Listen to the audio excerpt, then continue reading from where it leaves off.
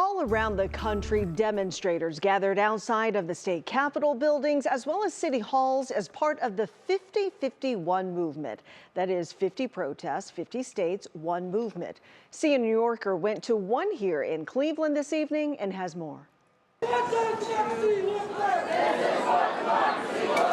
Dozens gathered at Cleveland City Hall, braving below freezing temperatures as part of a national protest called the 50-51 movement.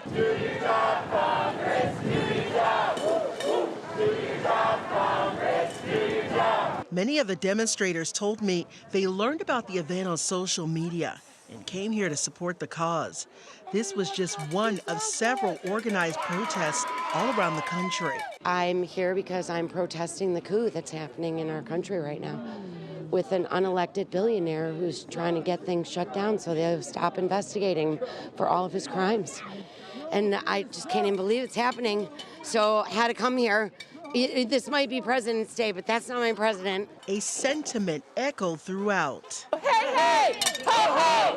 Trump and Musk has got to go! But also a focus on local issues like immigration, education, and policing. Any humanitarian issue. I mean, just treating humans with basic, rights and, love that everybody deserves. I mean, that's what's important, and I'm raising my children here in this state, so I want to create a state and a culture that I feel safe for them to grow up in. We're all here for different reasons, but we're also all here for one reason, if that makes sense.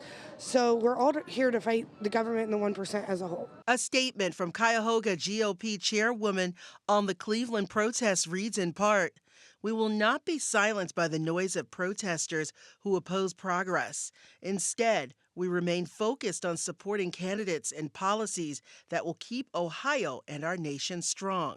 End quote. The protests remaining peaceful. When we get together and we stand as one, we get what we want, right? Because the government is supposed to be for us. Here's what's next. The demonstrators tell me they'll take part in the National Economic Blackout Day, scheduled for February 28th. Now, it calls for Americans to boycott major retailers that have pulled back on diversity, equity, and inclusion policies as a response to President Donald Trump. Lena? All right, CNN New Yorker in the studio. Thank you. Thank you.